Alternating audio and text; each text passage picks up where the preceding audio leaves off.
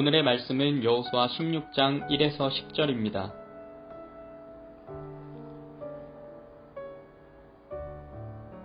요셉 자손이 제비 뽑은 것은 여리고샘 동쪽 곧 여리고 곁 요단으로부터 광야로 들어가 여리고로부터 베델 산지로 올라가고 베델에서부터 루스로 나아가 아래쪽 속의 경계를 지나 아다롯에 이르고 서쪽으로 내려가서 야블렛 족속의 경계와 아래 베토론과 게세레까지 이르고 그 끝은 바다라.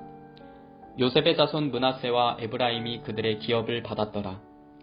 에브라임 자손이 그들의 가족대로 받은 지역은 이러하니라. 그들의 기업의 경계는 동쪽으로 아다롯 앗달에서 윗 베토론에 이르고 또 서쪽으로 나아가 북쪽 믹므다에 이르고 동쪽으로 돌아 다하나 칠로에 이르러 야노아 동쪽을 지나고 야노아에서부터 아다롯과 나아라로 내려가 여리고를 만나서 요단으로 나아가고 또 답부아에서부터 서쪽으로 지나서 가나 시내에 이르나니 그 끝은 바다라. 에브라임 자손의 지파가 그들의 가족대로 받은 기업이 이러하였고 그 외에 므낫세 자손의 기업 중에서 에브라임 자손을 위하여 구분한 모든 성읍과 그 마을들도 있었더라. 그들이 게셀에 거주하는 가나안 족속을 쫓아내지 아니하였으므로 가나안 족속이 오늘까지 에브라임 가운데 거주하며 노역하는 종이 되니라.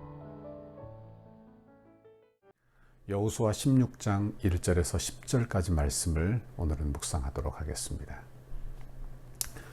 오늘 말씀을 보면 요셉의 자손이었던 에브라임 지파에게 기업을 분배하는 장면이 나옵니다.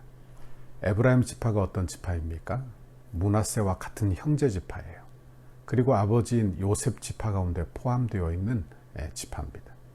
그래서 우리가 보통 이스라엘의 12지파를 이야기할 때 레위 지파가 들어가게 되면 에브라임과 므낫세가 들어가지 않고 한 지파 요셉으로 되고, 그리고 레위 지파가 빠지게 되면 요셉 지파 12지파에 요셉 지파 대신에 에브라임과 므낫세 지파가 들어가게 됩니다.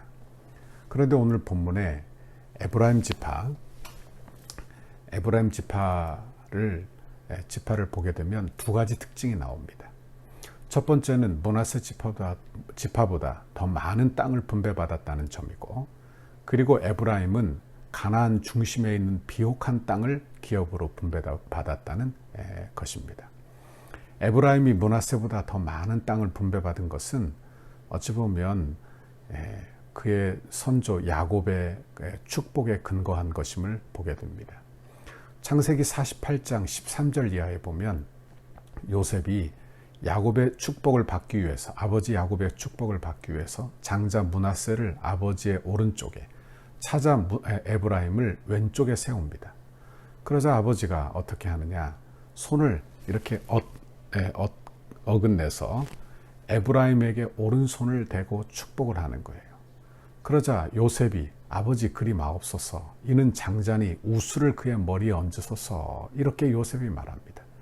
그러나 야곱은 나도 안다, 내 아들아. 그도 한 민족을 이룰 것이다. 크게 될 것이다. 그러나 그의 아우 에브라임이 더 큰 자가 되고 큰 민족을 이루리라 하며 에브라임을 축복하는 장면이 성경에 나오는 것입니다. 그래서 이렇게 에브라임이 그의 약속대로, 축복대로 장자의 복을 받는 것을 보게 되는 것입니다. 여기 에브라임 지파가 가나안 땅의 중심에 있는 비옥한 땅을 기업으로 분배받는 데에는 다 전적인 하나님의 주권이요 은혜라는 것을 또한 우리가 깨닫게 되는 것입니다. 그러므로 이것에 대해서 다른 지파가 뭐라 논할 수 있는 그런 계제가 아니라는 말씀이에요. 이것은 무엇을 말합니까? 오늘 우리도 역시 누가 더 하나님의 은혜와 축복을 받느냐, 이런 걸 논할 수 없다는 말씀을 드리는 것입니다. 왜냐하면 주시는 분이 하나님이세요. 그리고 우리의 달란트대로, 그리고 우리의 믿음대로 그렇게 하나님께서 우리에게 주시는 것입니다. 그러므로 하나님이 주시는 것에 대하여 우리가 그것을 불평할 수 없다 하는 말씀을 드리는 것입니다. 우리는 은혜를 받은 자로서 그 은혜를 잘 지키며 살아가야 할 것이지, 그 은혜를 헛되이 써서는 안 되는 것입니다. 성경에 보면 하나님의 은혜를 받았음에도 불구하고 은혜를 헛되이 사용한 경우들도 많이 나오죠. 예를 들면 사울 왕 같은 경우에 그는 왕이 되었지만 자기의 민족을 지키기 위하여, 자기의 왕권을 지키기 위하여 헛되이 은혜를 사용하는 그런 사람이에요. 솔로몬도 마찬가지죠. 가룟 유다, 이런 사람들은 얼마나 어리석은 사람이 되는지 모릅니다. 오늘 본문에 또 에브라임의 축복도 나오지만 에브라임의 실수도 나옵니다. 신명기 7장에 보면 하나님은 정복한 가나안 땅의 민족을 진멸하고 어떤 언약도 맺지 말고 그들과 결혼도 하지 말라고 이야기를 하지만 에브라임 지파는 땅을 분배를 통해서 보면 가나안 땅에 살고 있는 게셀 사람들을 쫓아내지 않고 종으로 삼아 함께 살아가는 것을 보게 된다 하는 말씀입니다. 10절 말씀을 한번 보세요. 10절, 그들이 게셀에 거주하는 가나안 족속을 쫓아내지 아니하였으므로 가나안 족속이 오늘까지 에브라임 가운데에 거주하며 노역하는 종이 되니라. 이렇게 말씀하고 있어요. 가는 곳마다 그들이 승리를 했습니다. 그러자 그들이 쫓아내지 않고 그들을 종으로 삼겠다는 생각을 한 거예요. 능력이 없어서 쫓아내지 못한 것이 아니라 스스로 그렇게 쫓아내지 않고 그들을 살려둔 것입니다. 왜? 그들에게 노동력을 얻고자 당장 그들을 다 쫓아내면 다 죽이는 게 무슨 유익이 있겠느냐 하며 당장의 유익을 위해서 하나님의 말씀에 불순종하는 것을 보게 된다 하는 말씀이죠. 여러분, 하나님의 원래 말씀은 무엇입니까? 다 쫓아내라는 거예요. 다 진멸하라는 거예요. 이게 뭐냐? 여러분, 적당하게 타협하고 넘어가면 결국 말씀을 따르지 않으면 인간의 간사한 생각으로 적당하고 타협하는 그런 생각이 결국에 그들로 하여금 우상 숭배에 빠지게 되고 결국에는 가나안 문화를 받아들이게 되고 결국에는 폐막의 길로 걸어가는 중요한 요소가 되더라는 것입니다. 결국 어떻게 되느냐? 솔로몬 이후에 남과 북으로 갈라집니다. 이때 북이스라엘 왕국 10지파의 대표적인 지파가 바로 에브라임 지파예요. 그러니까 이 에브라임이 아주 중추적인 역할을 한 거예요. 그 결과 어떻게 합니까? 그들이 우상 숭배를 하죠. 열왕기상 12장에 보면 예루살렘으로 백성이 가지 못하도록 그렇게 막고 산당을 베델에 세워 여기에 가서 예배하라, 그렇게 하는 것입니다. 결국 작은 것을 허용한 에브라임은 결국 자신은 물론 10지파의 패망을 이루게 하는 아주 중요한 역할을 하는 그런 지파가 된 것을 보게 된다 하는 말씀이에요. 여러분, 이것을 보십시오. 에브라임 지파의 실수, 이것이 아주 작은 것이지만 다 하나님께로 받았음에도 불구하고 교만하여 이것쯤은 괜찮겠지 하며 이 정도는 괜찮아, 적당하게 타협하고자 하는 마음이 그들의 신앙을 이렇게 어렵게 하고 패망의 길을 걷게 되었더라 하는 것입니다. 여러분, 우리 그리스도인들도 오늘 하루 살면서 여러분 하나님의 말씀에 절대 순종하는 축복이 있기를 바랍니다. 하나님의 뜻이면 절대 순종해야 돼요. 그리고 말씀의 타협과 말씀에 적당하게 뭘 하려는 그런 생각을 우리는 버려야 한다 하는 말씀입니다. 이것을 우리가 분명히 해야 하는 거예요. 이것을 분명히 해야 돼요. 하나님의 말씀, 은혜 아래 거해야만. 우리는 은혜의 사슬 아래 구속되어야 한다, 그런 말씀입니다. 여러분, 그래야 하나님의 은혜가 우리를 붙들어 주시는 것입니다. 우리도 처음에는 어떤 분들을 보면 처음에는 열심히 봉사도 하고 믿음으로 사업도 하던 분들이 하나님께 복을 받아 축복을 받으면 교회 출석도 뜸해지고 수입이 많아지니까 수입이 적을 때는 11조도 잘 드리던 분이 수입이 많아지니까 11조도 안 드리고 축복받으면 더 잘하고 더 하나님을 잘 섬기고 믿음이 좋아야 하는데 그 축복이 그를 하나님으로부터 멀어지게 하는 그런 실수를 범하는 거예요. 이게 바로 에브라임의 족속의 실수가 되는 것입니다. 에레미야 31장 9절에 보면 에브라임은 나의 장자라, 이렇게 선언한 내용이 나와요. 얼마나 큰 축복입니까? 야곱의 손자예요. 에브라임은요. 그것도 차자입니다. 차자예요. 그런데 하나님께서 그에게 복을 주어 장자라, 그리고 복을 주시고 하나님의 은혜를 주시는 거예요. 이건 큰 복이에요. 하나님 나라의 큰 복입니다. 여러분, 그런데 그 축복을 받아 그가 교만하여 우상 숭배의 길로 걷게 되는 거예요. 그러자 어떻게 되느냐? 호세아 4장 17절에 보니까 에브라임이 우상과 연합하였으니 버려두라, 수치를 당하리라. 얼마나 무서운 말입니까? 하나님의 은혜를 붙들어 살아야 되는데 성공하자 하나님의 은혜를 저버리는 그런 일들을 하게 된 거예요. 여러분, 하나님이 은혜 주셔야 성공합니다. 오늘 하루도 하나님의 은혜를 붙들어 사십시오. 하나님을 버리면 그것이 바로 실패의 길로 걸어가는 길이에요. 패망의 길로 걸어가는 길이에요. 오늘 에브라임 지파를 통하여 우리가 신앙의 교훈을 얻기를 바라는 것입니다. 하나님이 주신 은혜의 사슬에 구속되지 않으니까 결국에 적당한 그런 마음, 타협주의에 빠져들지 않습니까? 그러므로 오늘 우리도 이 하루 살아가면서 하나님이 주시는 은혜의 사슬에 매이고 말씀에 매이고 복음에 매여서 여러분 이 세상과 적당히 타협하려는 생각을 버리고 적당하게 타협하여 신앙을 저버릴 생각을 말고 하나님의 말씀을 반드시 말씀 그대로 지키는 저와 여러분의 신앙생활이 되기를 바랍니다. 우리는 에브라임의 실수를 하지 맙시다. 하나님이 축복해 주시면 더 그 축복을 받아 주를 잘 섬기는 사람이 됩시다. 그래야 되지 않겠습니까? 그것이 하나님이 우리에게 주신 축복의 이유이기도 한 거예요. 원하기는 오늘 하루 이런 믿음의 하루가 되기를 간절히 바랍니다.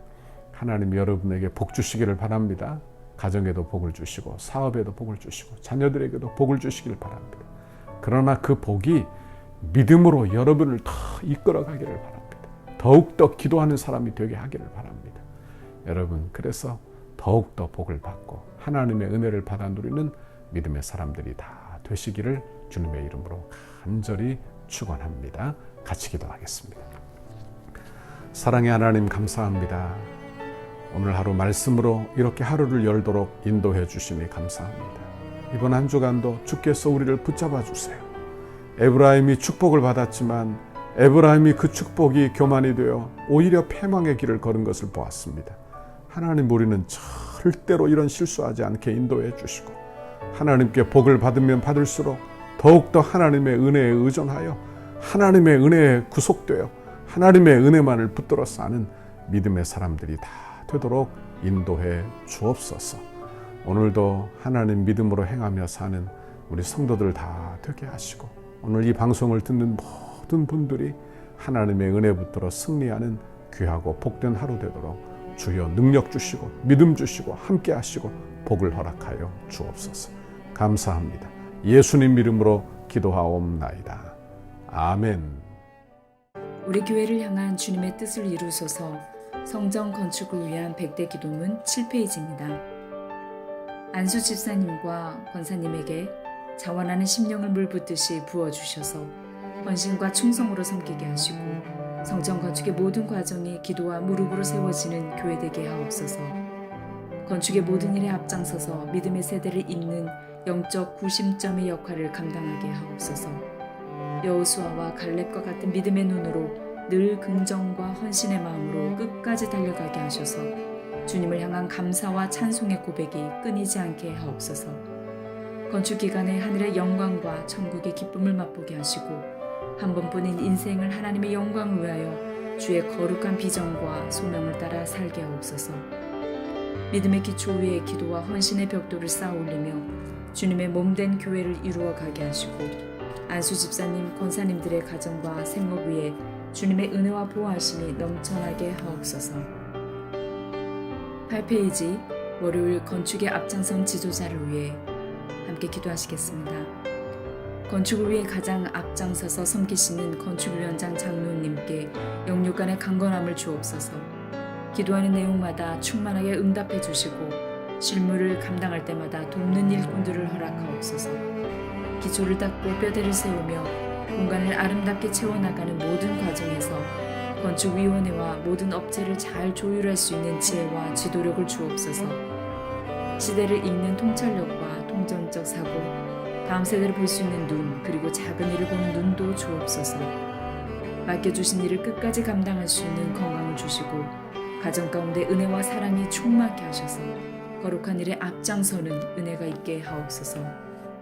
주님께서 건축위원회와 소위원회의 머리가 되시며 위로부터 임하는 지혜와 지식과 능력으로 충만하게 하옵소서. 건축위원장을 중심으로 건축위원들의 마음이 온전히 하나 되게 하시고 감사와 자원하는 심령으로 맡겨진 소명을 넉넉히 감당하게 하옵소서. 건축위원들에게 갑절의 영감과 최고의 전문성을 주셔서 덕소교회 건축이 한국교회사의 한 면을 장식하게 하옵소서. 하나님께서 맡기신 건축을 위해 충성을 다하게 하시고 디자인과 실내 장식, 시공과 감리에 대한 탁월한 지혜를 주셔서 덕소를 대표하며 지역을 섬기는 건축이 되게 하옵소서. 건축위원들에게 섬김의 마음을 주시고 세밀한 부분까지 살펴 건축의 모든 과정이 순적하게 진행되게 하옵소서. 건축 과정이 소위원들 모두의 기쁨이 되고 날마다 기적을 체험하는 은혜가 있게 하시며 모든 과정이 부담이 아닌 축복임을 깨달아 늘 감사한 마음으로 진행하게 하옵소서. 소위원들에게 건축에 관한 이해력과 지식을 주셔서 모든 일이 물 흐르듯이 은혜롭게 진행되게 하시고 비전과 통찰력을 주셔서 향후 펼쳐나갈 교회의 사역들을 지혜롭게 준비하게 하옵소서. 소위원들이 하나 되게 하시고 시공과 감리를 잘 조정하며 공사 현장을 잘 관리하여 모범적인 건축 현장이 되게 하셔서 경제성, 실용성, 기능성을 살린 아름다운 건축을 이루게 하옵소서. 실무를 감당할 때 성실과 희생, 모범을 보이며 기쁨과 평안으로 잘 감당케 하시고 아주 작은 부분까지 하나도 놓치지 않게 하옵소서. 개인의 주장이나 이기심이 조금도 틈타지 못하도록 늘 기도하며 겸손한 마음으로 섬기게 하옵소서. 예수님의 이름으로 기도합니다. 아멘.